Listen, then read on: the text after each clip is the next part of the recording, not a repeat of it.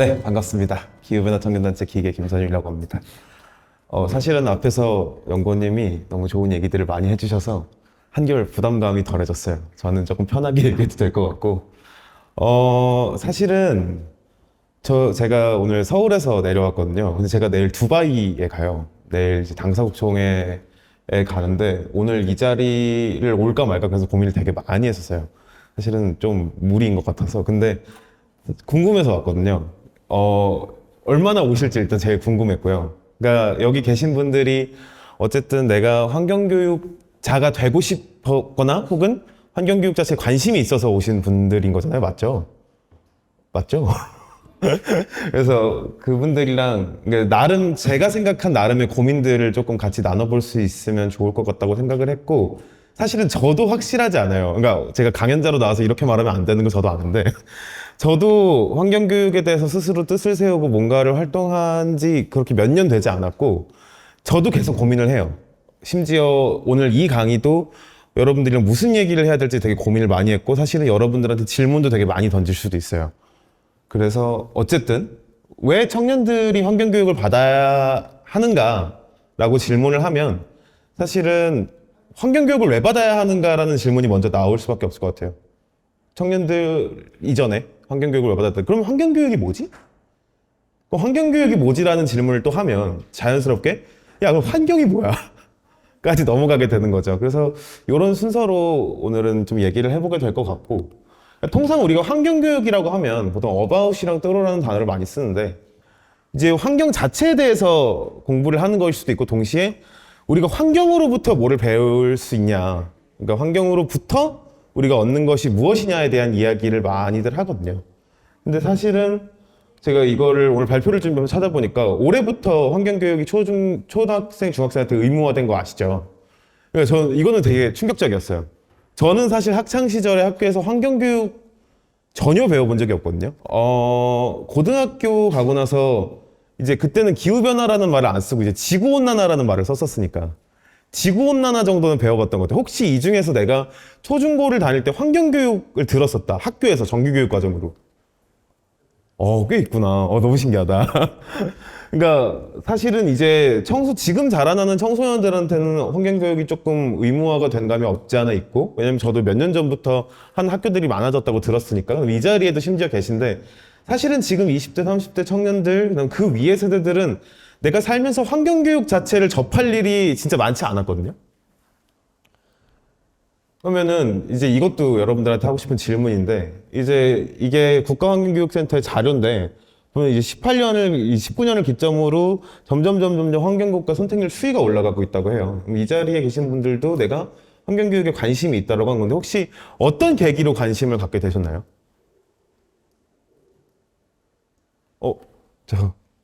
저랑 지금 눈 마주친 분 말씀해 주실 수 있는지 그 앞에서 하나 둘 셋 네 번째 계시는 네. 싫으신 말고요. 네, 맞아요. 네. 아쉽습니다. 그러니까 보통은 이제 저 같은 경우는 환경교육이라든가 이런 기후변화 활동에 어떻게 관심을 갖게 됐었냐면 되게 무서웠거든요. 그러니까 지구가 망할 것 같은 거예요, 진짜로. 진짜 지구가 망하면 어떡하지? 왜냐면 미디어에서는 지구온난화가 너무 심해요. 기후변화가 너무 심해요. 여러분 혹시 아마존의 눈물이라는 다큐멘터리 아세요? 그게 저 고등학교 때 진짜 핫했었거든요. 그러니까 그런 걸 보고 자랐기 때문에 내가 이게 너무 심각하고 너무 위험하고 내 가족, 내 친구 혹은 내 주변에 있는 사람들 혹은 지구에 사는 사람들 혹은 거기 동물들까지 정말 위험할 것 같은데 이거 어떻게 해야 되지? 나 이거 뭐라도 해야 될 것 같은데? 라는 마음으로 저는 시작을 했는데 사실은 환경교육도 그렇고 이쪽에서 필드에서 활동하는 많은 분들의 얘기를 들어보면 보통 계기가 비슷해요. 내가 뭐라도 해야 될 것 같은데 그거를 그냥 내가 일상생활에서 실천할 수 있지만 자연스럽게 그럼 이거 관련된 잡을 가져야겠다 혹은 이거 관련된 공부를 해봐야겠다로 넘어가시는 분들이거든요. 우리가 구글에다가 기후변화 혹은 환경을 치면 이런 사진들이 막 나와요. 그러니까 미디어가 환경, 기후변화 혹은 생물다양성 문제에 접근하는 방식이 사실은 굉장히 사건 중심적이에요. 그러니까 우리가 환경 기후변화를 딱 검색을 했을 때 공포와 사건으로만 접근을 해요. 대부분. 그러니까 사실은 뭐 당연한 거죠. 우리가 많이 저질러 놨으니까. 그치만 공포와 사건만 있는 것은 아니거든요. 분명히 어딘가에서는 좋은 제도가 만들어져 있고 좋은 교육을 하고 있고 이거에 관련된 일들이 생기고 있고 산업이 바뀌고 있고 사회가 바뀌고 있는데 굉장히 공포와 사건으로만 접근을 해요. 그럼 우리가 통상적으로 어떤 이제 이거는 앞에 발제에서도 잠깐 나왔던 얘기지만 어떤 걸 설득을 할 때 우리가 정서의 공략을 통한 설득이 있다라고 해요. 그 중에 뭐, 야, 이거 하면 좋아! 라고 말하는 것도 있지만, 야, 너 이거 안 하면 큰일 나! 라고 얘기를 하는 게 이제 공포감을 이용한 설득 과정인데, 우리가 지나친 공포, 그러니까 대안이 없는 공포, 야, 너 이거 안 하면 큰일 나! 근데 이걸 안 할 수 있는 방법이 없어. 이런 식으로 제시를 하게 되면 노출자의 방어 기제와 반감을 유발할 수 있다는 이론이 있거든요. 그러니까 이게 무슨 소리냐면, 미디어가 우리 사회가 기후변화에 대해서 막 우리한테 얘기를 해. 환경 문제 막 얘기를 해. 근데 우리가 이거를 해결할 수 있는 방법이 없다라고 느끼면 자연스럽게 무력감을 느끼게 된다는 거예요. 해결할 수 없는 거대한 공포로부터 오는 감정이 분명히 있다는 거죠. 그렇기 때문에 그렇게 청년들이 무력감을 느끼고 저를 포함해서 때때로 기후 우울도 겪고 하는 것인데, 야, 그러면 우리가 교육을 왜 받아야 되지? 그러니까 무력감은 알겠고 우리가 교육을 왜 받아야 되지? 사실은 환경 문제, 기후변화 문제 없어도 살기 팍팍하잖아요. 앞에 보이는 게 이제 올해, 그러니까 2023년 상반기 세대별 체감경제 고통지수래요. 보면은 30세까지가 제일 높거든요. 근데 제 주변에 전혀 환경이랑 관련 없는 삶을 살고 있는 친구들, 이제 그 친구들도 뭐 이제 다 사회초년생들이죠. 뭐 이제 석사를 막 갔거나 혹은 뭐 직장인 뭐 2, 3년 차거나 그런데 다들 죽을라 그래요. 저도 죽을 것 같아요. 저도 힘들고, 내 삶을 꾸려나가는 게 힘들고, 이 환경 문제랑 별개로. 그러니까 이게 요즘 청년들, 이제 얼마 전에 조선비지에서 나왔던 우리 청년들이 뭐 하고 있는 생각이다 했는데, 뭐 반은 맞고, 전 반은 공감하고 이제 반은 공감하지 않지만, 야, 취업, 결혼도 어려운데 환경 문제 고민하는 거 너무 힘들어요. 너무 어려워요. 전 틀린 말 아니라고 생각하거든요. 먹고 살기도 바쁜데 환경교육을 왜 받아야 되지? 왜 받아야 될까요? 그러니까 왜 받아야 될까요? 라고 물어보기 전에 그럼 다시 환경교육이 뭘까요? 라고 하면 그러니까 환경부터 얘기를 하자면 사실은 우리가 너무 환경을 공포감으로만 접근을 하고 있다는 얘기를 제가 앞서 드렸잖아요. 환경은 사실 사회변화의 기조거든요. 그러니까 이 환경 문제가 이제는 사실은 우리 주변을 둘러싸고 있는 모든 것들이고 우리가 너무 많이 망가뜨려 놓은 것도 사실이고 그렇지만 이제는 이 환경 이런 것 자체가 사회변화의 기조이자 어떤 산업계의 트렌드란 말이죠. 산업계의 트렌드고 교육의 주요한 어젠다고 동시에 철학에서 탐구해야 하는 영역이고 그 다음에 미디어와 창작물의 소재예요. 그러니까 사실은 이 사회를 움직이는 거대한 동인 중에 하나인데 우리가 이 거대한 동인이 된 계기는 당연히 우리가 환경을 파괴했기 때문이야. 근데 이 파괴했다는 사실에만 너무 집착한다는 거죠. 그 사실에 매몰되어 있다는 거죠, 우리가. 그러면은 우리가 앞으로 나아갈 수가 없어요. 그러니까 그렇다고 우리가 우리가 파괴한 건 있고 앞으로 잘하자라는 얘기가 아니에요. 환경을 파괴했고 그거에 대해서 죄책감이 들 수도 있고 그럼 이게 문제지만 그럼 그 문제를 해결하기 위해서 뭘 하고 있느냐? 왜 문제를 해결해서 똑바로 안 해? 이 단계로 넘어가야 된다는 거죠. 그럼 환경교육은 뭐냐? 이런 환경이 우리를 둘러싼 모든 것이라면 환경교육은 결국 그럼 우리가 여태까지 파괴해왔고 괴롭혀왔고 그 다음에 이제는 우리가 그거를 파괴해서 우리한테 돌아오는 피해가 이만큼이고 이거를 인식한 것을 회복하려고 하는 모든 상황이 환경교육인 것이고 그 다음에 그 상황을 통해서 사회, 경제, 체제가 바뀌는 것을 배우는 것이 환경교육이고 그렇기 때문에 내가 나는 환경 쪽 직군을 갈 거예요 혹은 환경에 대해서 공부할 거예요 내 직장을 환경으로 할 거예요가 아니더라도 모두 들어야 하는 게 환경교육이고 그래서 제가 앞에 환경교육이 의무화가 된 거에 대해서 굉장히 긍정적으로 생각한다라는 얘기를 드렸던 거거든요. 그러니까 제가 방금 말씀드린 환경 쪽 직군에 대한 얘기를 드렸는데 사실 우리는 모두 환경과 맞닿아 있다는 거죠. 이제 요 그림은 뭐냐면 기후변화가 실제로 우리가 네안데르탈인부터 지금 호모사피엔스까지 오기까지 인간들의 이제 그런 육체 구조나 두개골 어떻게 바뀌었는지 밝힌 이제 부산대 IBS 기후물리연구단의 이제 사진인데 이 사진을 왜 갖고 왔냐면 내가 신소재공학과든 내가 무슨 과든 간에 내가 뭐 혹은 무슨 전공이든 혹은 무슨 일을 하든 간에 환경과 관련 없는 삶을 살 수가 없다. 내가 심지어 석탄화력발전소에서 일을 해도 환경과 관련 없는 삶을 살 수가 없다. 내가 자영업자여도, 내가 심지어 뭐 시인이어도 환경과 관련 없는 삶은 살 수가 없다라는 얘기를 전하고 싶었습니다. 그러면은 이제 자, 환경교육을 할 거예요. 이 얘기를 막 했어요. 그러면은 이제 여러분들은 환경교육에 워낙 관심이 있으시니까, 근데 그냥 아무나 20대 뭐 대학교 아무데나 들어가서 자, 환경이 여러분 인생이랑 맞닿아 있어요. 그러니까 이제 환경교육을 들으러 오세요 하면 몇 명이 나올까요? 한 7명 와요. 7명. 그러니까 환경교육이 중요한 건 알겠어. 우리 삶이랑 맞닿아 있는 것도 알겠어. 근데 환경교육을 받으러 가기가 싫어. 받으러 갈 수가 없어. 왜? 환경교육이 내 인생에 도움이 안 되거든. 아니, 안 된다고 생각을 하거든. 그러니까 제가 맨날 이런 얘기를 할 때마다 우스갯소리를 하는 말이, 그냥 아무 대학교 혹은 아무 청년들한테 가서 여러분, 우리가 한 학기 동안 3학점짜리 환경교육 수업을 열 건데 그냥 교양인데 들으면 우리가 150만 원씩 장학금을 줄게요 라고 하면 어떻게 될까요?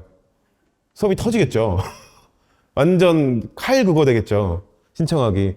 그러니까 이 말은 무슨 말이냐면, 환경교육이 내 인생에 분명히 도움이 된다라는 걸 알려줘야 된다는 거예요. 물론 이걸 돈으로 주면 좋겠죠. 돈으로 줄 수는 없으니까.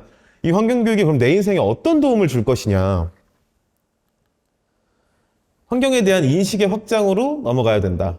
그러니까 이게 무슨 말이냐면, 우리가 여태까지 환경 문제, 기후변화 문제라고 생각을 하면 떠오르는 이미지들 있잖아요.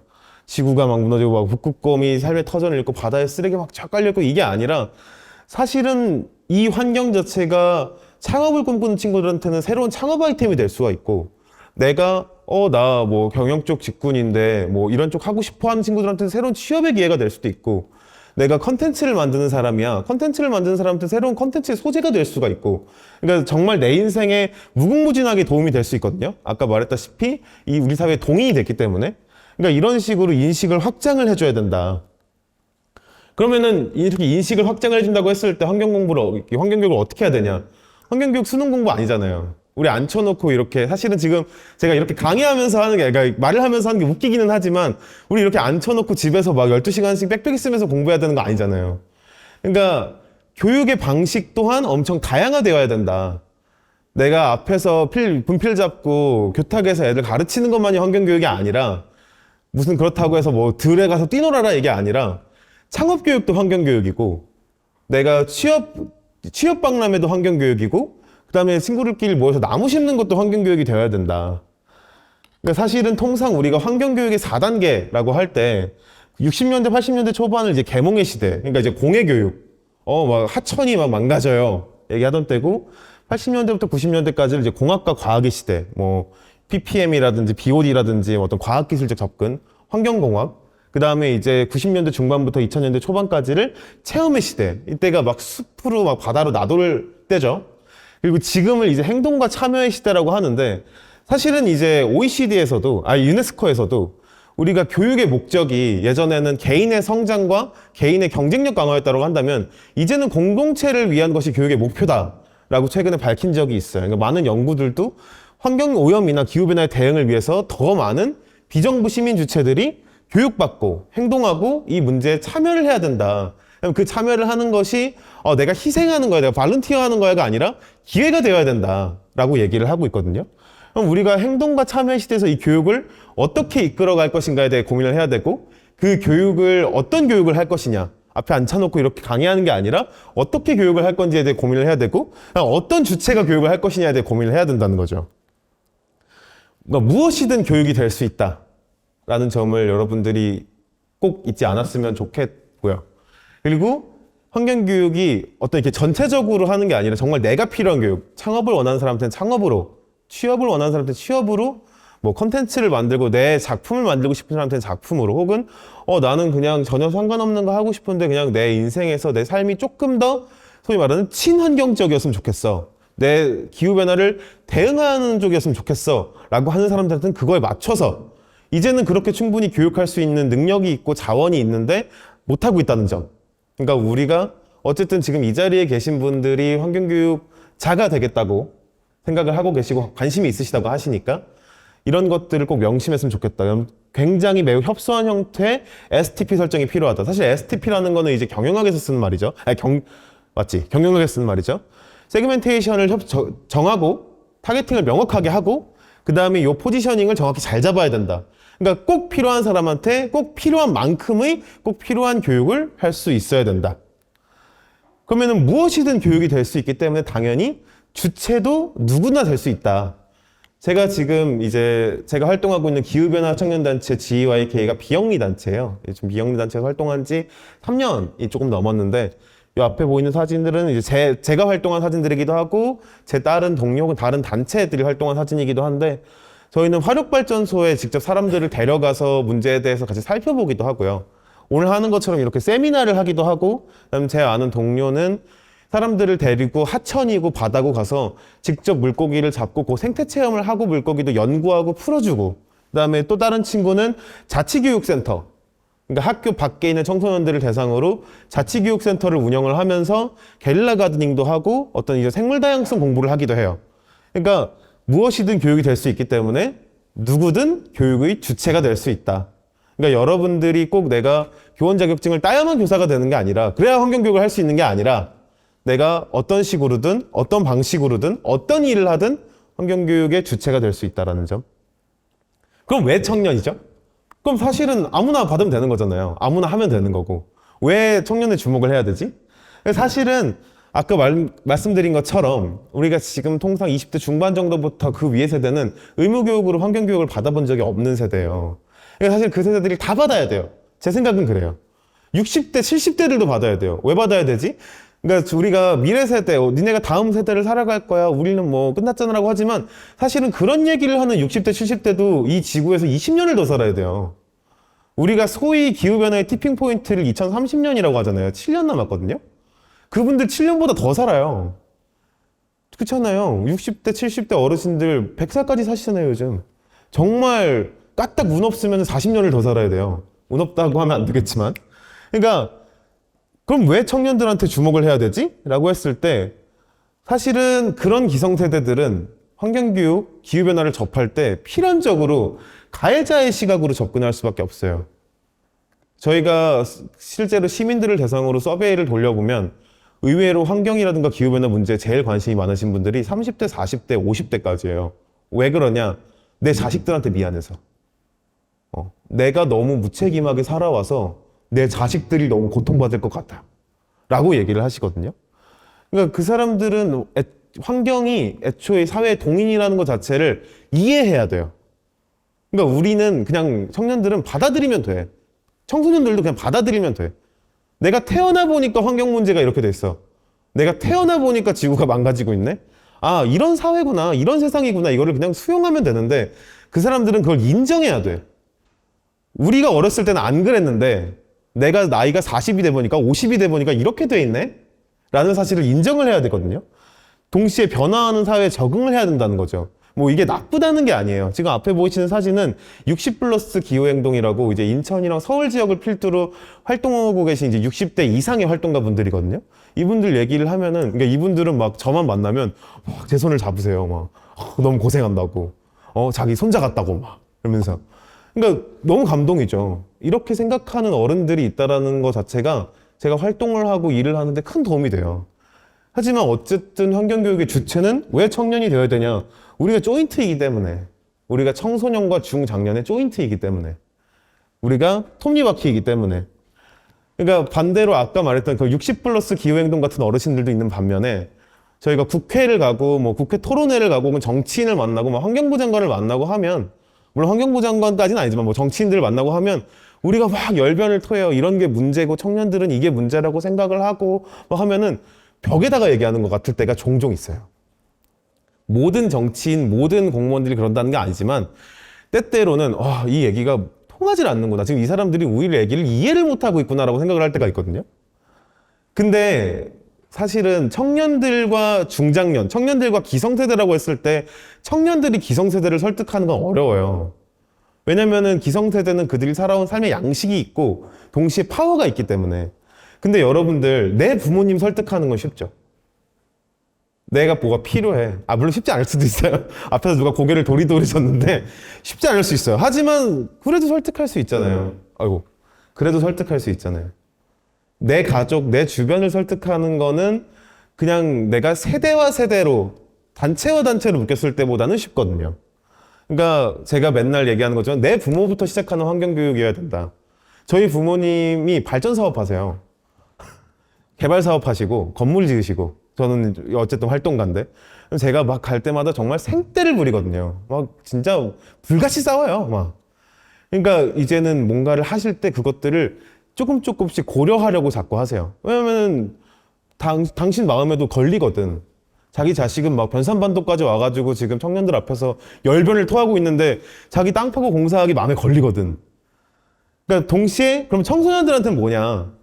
청소년들은 어쨌든 우리가 바뀌는 미래를 살아가야 할 사람들이라고 하면 이 바뀌는 사회를 살아가는 거에 대해, 그러니까 이 사회를 바꿀 수 있는 동의는 또 청년들이거든요. 우리가 사회를 바꿨을 때, 이 청소년들한테 우리가 교육의 주체가 돼요. 우리가 학습자로서의 청년이에요. 그러니까 소위 말하는 얘네가 우리 하는 걸 따라하게 된다고. 그렇기 때문에 청년들부터 환경교육에 몰입하고 집중하고 여기 계신 여러분들이 주체가 돼주고 또 동시에 피주체가 돼서 교육을 받고 내가 받은 걸 남들한테 전하고 지금 제가 하는 것처럼 저도 교육을 받아요. 저도 더 많이 배우시고 더 많이 활동하신 분들한테 늘 배우고 그리고 이 배운 것들을 제 나름대로 가공을 해서 또 여러분들한테 전해드리는 거예요. 이런 식의 핑퐁이 필요하다라고 말씀을 드리고 싶었습니다. 그래서 교육의 흐름에 발맞추는 환경교육, 이 청소년의 환경교육이 어떤 의미를 가지는가. 뭐 앞에 보이는 건 이제 교육의 양식 그래프 같은 건데 사실 뭐 여기에 저보다 더 많은 전공자분들이 계시기 때문에 저는 환경 정책 전공이거든요. 저는 뭐 교육 전공이 아니기 때문에 더 잘하실 거라고 생각을 하고 결국엔 교육의 목표가 우리 사회를 위한 거고 환경 교육 또한 마찬가지고 이 청년들이 주도하는 환경 교육, 청년들이 배우고 다시 전달하는 이 환경 교육이라는 것이 결국 세대와 체제의 변화를 의미를 한다. 우리가 이 환경 문제, 기후변화 문제 속에서 가지고 있는 체제와 시스템의 변화를 의미를 하고 그리고 여러분들이 바뀌어야 되고 우리가 바뀌는 게 곧 사회의 변화로 이어질 수밖에 없다라는 거를 명심해 주셨으면 좋겠습니다. 그래서 제가 누누이 말하지만 환경교육은 참회록이 아니에요. 우리가 여태까지 잘못해온 거를 반성하는 의미로 배우는 게 아니라 엄청나게 큰 변화가 막 밀려오고 있어요. 막 미친 듯한 파도가 밀려오고 있는데 거기서 아무것도 모르고 서 있으면 쓸려나가잖아요. 죽잖아요. 다치잖아요. 그러니까 그 새로운 사회를 목전에 둔 서핑을 배우는 거라고 생각을 하면 돼요. 우리가 이 거대한 변화의 파도에서 이 파도를 그럼 어떻게 넘어갈래? 우리가 어떻게 이 파도를 이겨낼래? 혹은 어떻게 이 파도에 녹아들래? 를 배우는 것이 환경교육이라고 말씀을 드릴 수 있을 것 같습니다. 그래서 제가 이 발제 초입에 여러분께 말씀드렸지만 제가 많은 질문을 던질 거라고 했잖아요. 그래서 제가 여러분들한테 드리고 싶은 마지막 질문은 사실 이거예요. 그래서 여러분 이제 어떤 환경교육자가 되실 거예요?